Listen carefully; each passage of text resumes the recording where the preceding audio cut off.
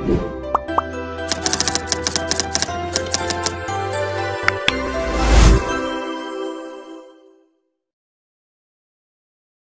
दोस्तों, welcome to ट्रांजेंट academy. तो friends, आशा राखું છું તમે બધા મજામાં છો, મસ્ત છો। તો ઘણા બધા વિદ્યાર્થી મિત્રોનો પ્રશ્ન છે કે GMRC Gujarat metro rail corporation India લિમિટેડની જે જોબ છે એ પરમાનન્ટ છે, ગવર્મેન્ટ પરમાનન્ટ જોબ છે કે ટેમ્પરરી કોન્ટ્રાક્ટ બેઝ જોબ છે, બરાબર। તો એના વિશે આ વિડીયોની અંદર આપણે ક્લિયરિટી કરી લઈએ કે ભાઈ જીએમઆરસી છે તો જીએમઆરસી કોના દ્વારા પરમાનન્ટ જોબ છે કે આપણી કોન્ટ્રાક્ટ બેઝ ઉપર જોબ છે, બરાબર। જેથી તમને આઈડિયા આવે ભાઈ પરીક્ષા દેવા જવું કે ન જવું। ઘણા બધા વિદ્યાર્થી મિત્રો કમેન્ટમાં કરતા ભાઈ મારે 300 કિલોમીટર એક્ઝામ દેવા જવું કે હું વિચારું કે ન વિચારું કે ન જાઉં, બરાબર। તો એના આ વિડીયોથી તમારું પ્રશ્નનો જે છે એ સોલ્યુશન આવી જશે, બરાબર। ઓકે, તો સૌથી પહેલાં તમને અહીંયા એક ફોટો દેખાતો હશે। ફોટોની અંદર શું લખ્યું છે? નોટિફિકેશન પીડીએફ છે।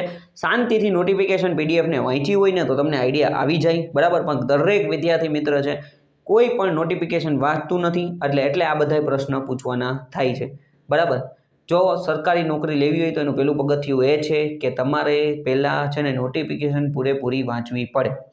હવે આપણે અહીં કાંઈ વાંધો નહીં, અહીંયા જોઈ લઈએ આપણે recruitment notification of O&M personnel non executive, તમે જોયેલું હશે।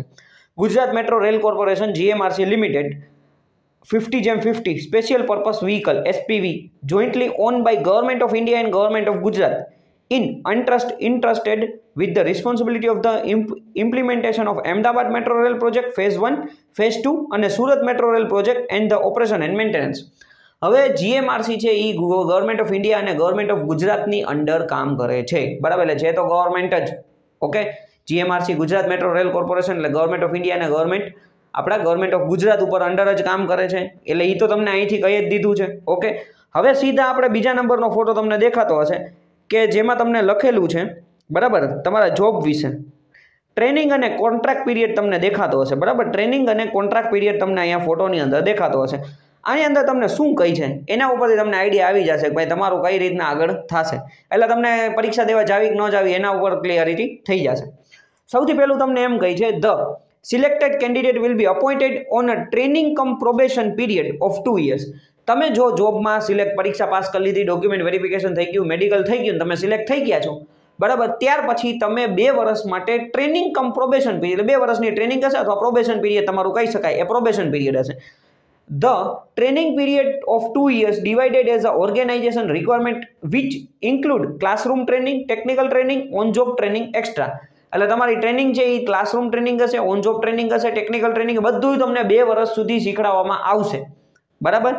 ત્યાર પછી along the probation period which shall include the customized training program where the candidate will undergo intensive training as a prescribed by GMRC. The company has right to enhance to reduce training probation period and its discretion of any of all the trainees, બરાબર।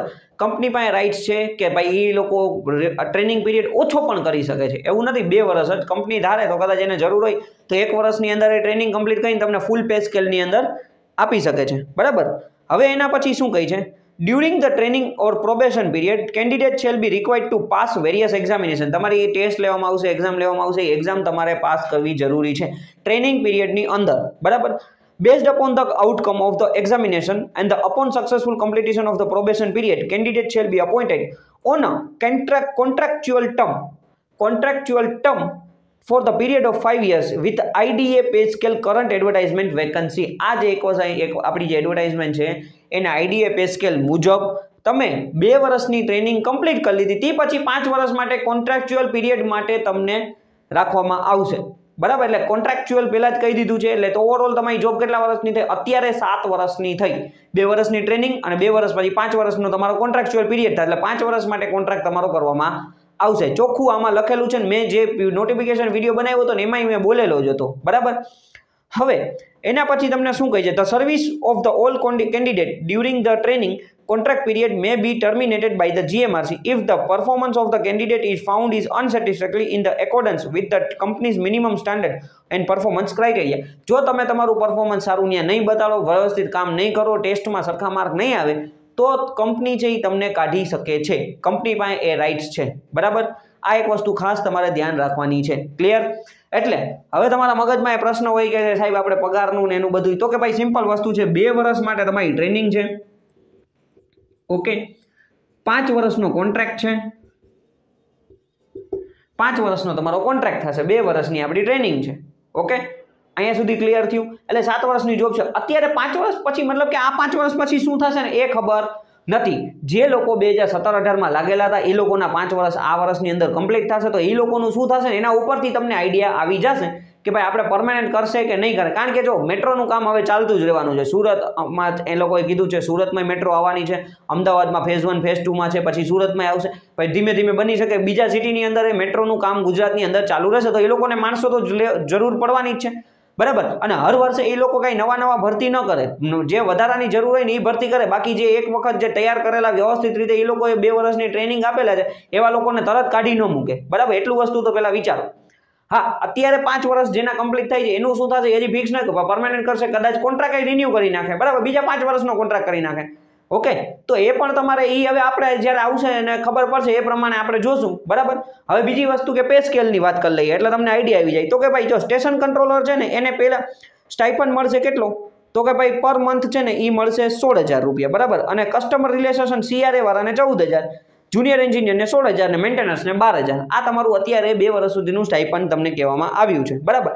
તમારા જે 2 વર્ષ complete થઈ જાય તે પછી salary કેટલી થશે, બરાબર, તો તમારે એટલું આઈડીએ કીધું છે. બરાબર, ઇન્ડસ્ટ્રીયલ ડેવલપમેન્ટ એસોસિએશન પ્રમાણે જે નક્કી થાય ને એના પ્રમાણે અત્યારે જે લોકો જોબ કરે છે ને, બરાબર, આ પોસ્ટ ઉપર જેમ કે જુનિયર એન્જિનિયર, સ્ટેશન કંટ્રોલર, એ લોકોનો 50 થી લઈને 65,000ની વચ્ચેનો પગાર આવે છે. બની શકે તમારા 2 વર્ષ કમ્પ્લીટ થાય ને તો ત્યારે આઈડીએ વધી ગયું હોય તો તમને કદાચ 65 થી વધારે પણ પગાર મળી શકે છે. પણ 55 થી 65ની વચ્ચેનો આંકડો રાખો અમદાવાદ સિટીની અંદર. બરાબર, તમને 55 થી 65,000ની વચ્ચે junior engineer, station controller, train ઓપરેટરની વાત થાય છે. CRAની એની વાત, CRAનો એનાથી થોડોક ઓછો હશે. બરાબર, મેન્ટેનન્સ વાળાનો 30-35,000ની આસપાસ તો મળતો જ હશે, જે ITI ટેકનિશિયન તરીકે લાગવાના છે. બરાબર, એટલે આ પે સ્કેલની વાત થઈ. પરમેનન્ટ જોબ નથી એ તમને કહી દઉં છું, પણ પરમેનન્ટ કરી શકે એ ગવર્મેન્ટ ઉપર આધાર છે. બરાબર, આપણે અત્યારે હું ફિક્સ ના કહી શકું, પણ તમને કોન્ટ્રાક્ચ્યુઅલ જે પીરિયડ કીધું છે એ મેં તમને અહીંયા કહી દીધું. ઓકે, બીજી વસ્તુ કે પરીક્ષા દેવા જાવી કે ન જાવી તો એ તમારા ઉપર ડિપેન્ડ છે. તમારી પાસે આનાથી સારો બેસ્ટ ઓપ્શન હોય તો તમે ન જાઓ. બરાબર, 300 કિલોમીટર હોય કે 500 કિલોમીટર હોય એ તમારો પ્રશ્ન છે.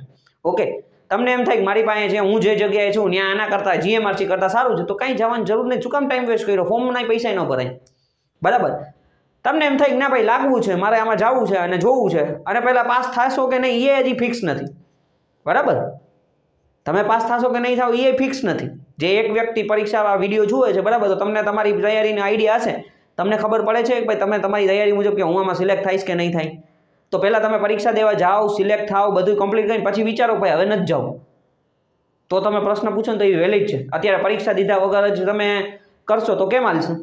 બરાબર, કોન્ટ્રાક્ચ્યુઅલ પીરિયડ છે. માનો તમે એમ કમેન્ટમાં લખો છો કોન્ટ્રાક્ટ પીરિયડ છે, પરીક્ષા દેવા નથી જવું, હું તો વિચારતો જ નોટ ઇન્ટરેસ્ટેડ. પણ પરીક્ષામાં લાયકા જ નથી, તમે સિલેક્ટ જ નથી થયા. તમે સિલેક્ટ થોડી થઈ ગયા છો કે તમે કમેન્ટમાં એમ લખો છો કે નોટ ઇન્ટરેસ્ટેડ.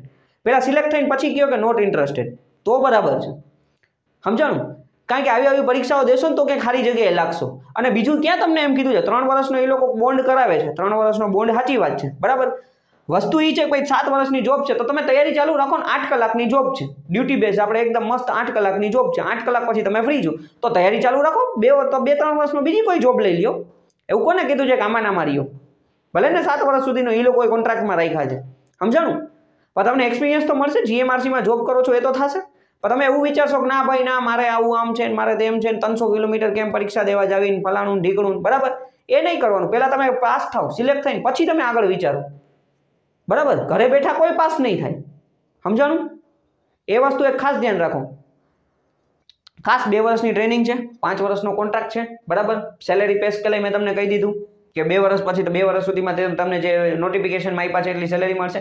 ત્યાર પછી તમારો 55 થી 65ની આસપાસ જેટલું સેલેરી થશે. જુનિયર એન્જિનિયર એસીટીઓમાં CRAનો થોડોક એનાથી આસપાસ ઓછો હશે, પણ એટલું 50,000ની આસપાસ જેટલું થાય. અને મેન્ટેનન્સ વાળાને 30-35 40ની આસપાસ જેવું થાય.